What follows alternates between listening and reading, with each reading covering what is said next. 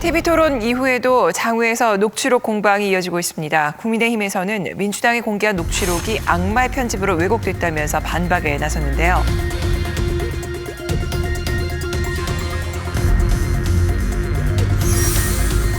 민주당 우상호 총괄선대본부장은 윤석열 후보가 김만배 일당의 흑기사라며 김 씨의 녹취록 일부를 공개했습니다.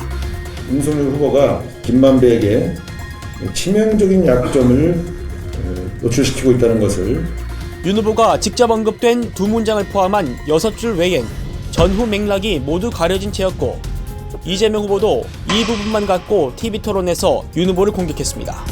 안 보여드리려다가 이거 한번 꼭 보여드려야 되겠어요. 윤석열은 영장 들어오면 죽어. 그런데 민주당이 가렸던 앞뒤 부분을 국민의힘이 입수해 공개하면서 다른 정황이 드러났습니다. 먼저 김만배 씨는 사법농단 사태로 구속된 양승태 대법원장을 언급하며 되게 좋으신 분이라고 합니다. 곧이어 윤석열은 대법원장님 회복하지 않는 한 법조에서 라고 하자 동석자가 그니까 판사들이 싫어하잖아요 라고 맞장구를 쳤고 민주당이 공개한 윤석열 영장 들어오면 윤석열은 죽어라는 발언은 그 다음에 이어집니다.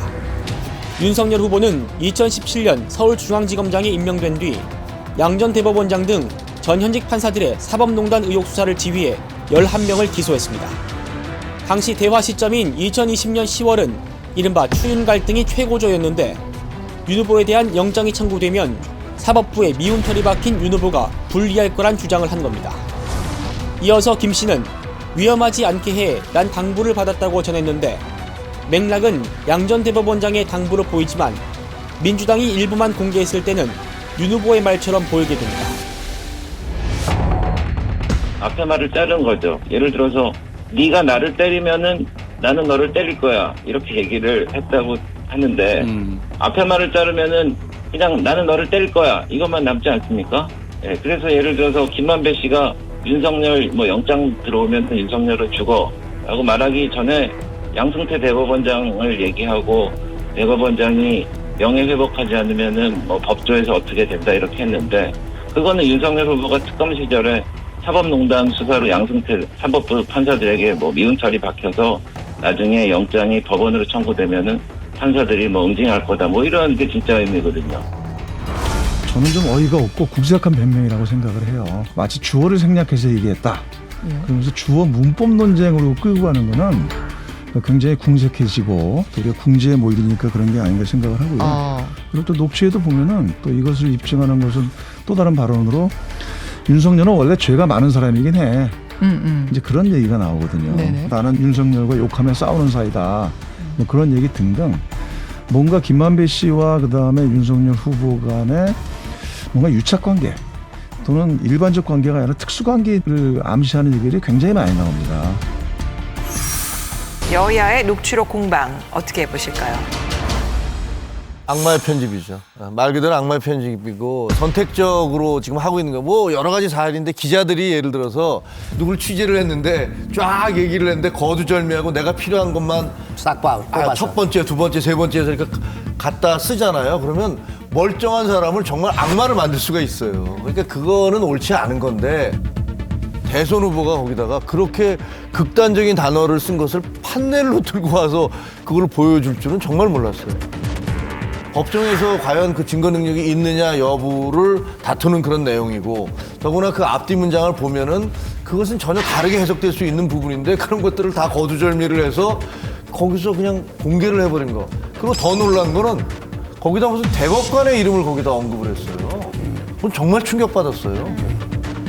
녹취로 나오는 그분이 내가 아니라 조재현 대법관이라는 말을 그냥 실명으로 언급을 하셨어요. 현직 대법관을. 이 대장동 화천대유 관련해서 지금 그분이 조재현 대법관이다라는 게 지금 확인이 돼서 보도가 나고 있는데 윤 후보님 아무 근거 없이 모든 자료가 그분이 이재명을 가리킨다라고 페북에 써놓고 지금도 가지고 계시죠. 그거 국민들한테 속인 건데 사과하실 생각 없습니까? 전혀 없습니다. 대장동이라고 하는 것은 설계자와 그 승인권자가 그리고 수용권자가 바로 우리 이재명 후보셨습니다. 성남시장. 그리고 범죄자들끼리 떠들고 녹취하고 한 얘기에 대해서는 전 뭐 관심이 좀 없습니다만은 그런 뭐 지들끼리 한 얘기를 가지고 그분이 네. 그러니까 그 얘기는 현직 대법관 그 사람이 걔들한테 뇌물 받은 사람이다, 당사자다 이렇게 언급을 해버린 거예요. 근데 저도 기자 생활을 하면서 우리가 기사를 쓸 때 명예훼손에 걸리면 안 되기 때문에 많은 걸 하거든요. 거기 보면 공연히 사실관계를 적시하여 타인의 명예를 훼손한 자 이렇게 돼 있어요. 거짓을 얘기해서 명예훼손이 아니라 사실을 얘기해도 쓸데없이 네가 그 얘기를 왜 해 하면 이게 명예훼손에 걸리고 그래서 기자들도 이게 공익적인 것이다라는 것들을 입증을 해야 되는 거거든요. 이게 아마 다른 나라 같으면 나라가 발칵 뒤집힐 거예요. 제가 만약에 편집국장이었으면 일면톱 썼을 것 같아요. 근데 언론에서 조용해 그게. 그래서 저는 그거 말고도 쓸 게 많으니까. 무슨 불감증이 걸렸냐. 나라가 대법관이라는 사람이 받았다고 저렇게 대선 후보가 공식적으로 얘기를 했는데도 저거를 가만 놔도 저게 그 반응이 없어? 조재현 대법관이 결국은 한 2, 3일 지나서 기자회견을 하셨는데 전 그것도 이해가 안 돼요. 아니 그 기자회견 내용이 사실이 아닙니다 뭐 이거예요. 아 그게 어떻게 가능한 얘기예요. 이거는 법관으로서 내 인생과 사법부의 명예를 걸고 이거는 내가 참을 수 없다 이렇게 나와야 되는 게 맞거든요. 이재명 후보 책임지십시오 라고 나와야 돼요. 이게 정상이에요.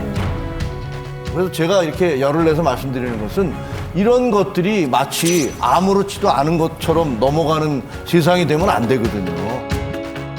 그 가운데서 이제 녹취록을 둘러싸고 거기에 뭐 이재명 게이트가 있었냐 없었냐 이런 논란이 일었고 그날 저는 그걸 보고 나서 이재명 게이트라는 게 녹취록이 있었을까 이걸 궁금해했는데 바로 그 원희룡 본부장한테 문자가 왔더라고요.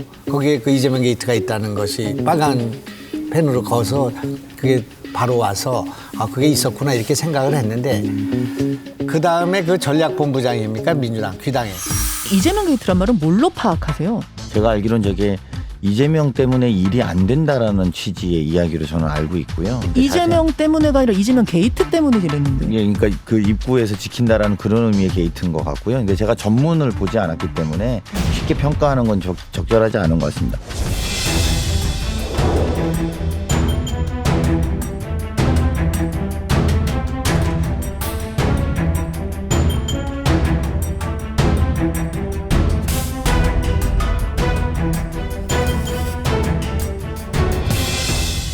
이재명 게이트라고 하는 것은 그러니까 이재명이 막는 거, 그러니까 어떤 진행을 막는 게이트 키핑의 그래서 농담이야. 형 내가 이렇게 얘기했어. 그래서 야, 이런 얘기는 농담주로 받으면 안 돼.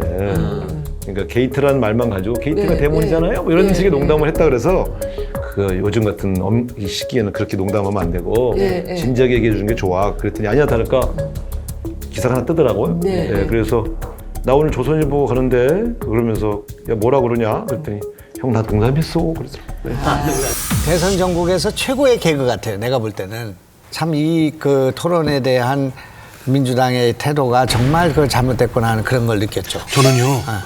그래도 대선의 공식 토론에서 자격 자체가 심사도 안 된 그런 녹취록 가지고 진실 여부도 파악이 안 됐고 그리고 설사 그것이 다 그렇게 한 녹취록 사실대로 말한 대로 기재되어 있다 할지라도 그 말의 의미가 어떤지는 전후 맥락을 다 살펴봐야 파악이 될 수 있는 건데 그거 가지고 후보 간에 공방을 벌이고 그 이후까지 진실이냐 아니냐 뭐 해석이 어떻다라고 하는 게 정말 그거야말로 웃고픈 이야기라고 생각합니다. 이재명 게이트 있다고 한쪽이나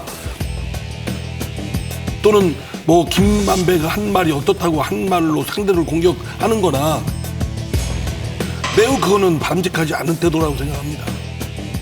아니 근데 사실은 토론도 규칙이라는 게 정해져 있지 않습니까? 자기가 주도권 토론하고 이제 그때는 자기 마음대로 시간을 쓰면서 질문을 던지기도 하고 답을 듣기도 하는데 사실은 사회자가 정말 기계적인 중립만 지킬 게 아니라 거기에 좀 강력하게 개입을 할 필요도 있습니다. 그러니까 말하자면 이 질문 했는데 딴 답하거나 할 때는 그게 질문이 그게 아니지 않냐. 왜냐하면 남의 시간 쓰면서 딴 거 하는 거거든요.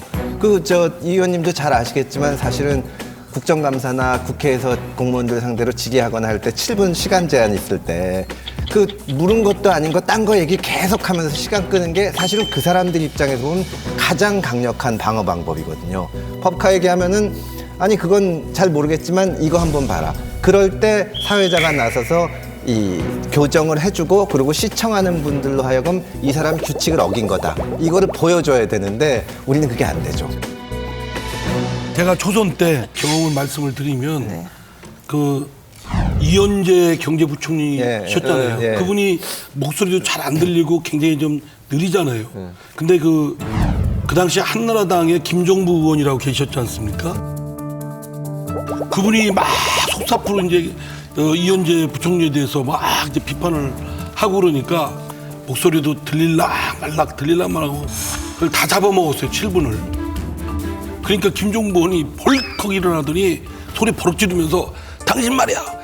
지난번 술 먹을 때는 말 빨리 하더니만. 지금 의도적으로 이렇게 느리게 답변 시간 다 잡아먹었다고 하고 나가버리시다. 차라리 그런 장면이 나왔으면 그거야말로 사실은 사이다일 수도 있죠.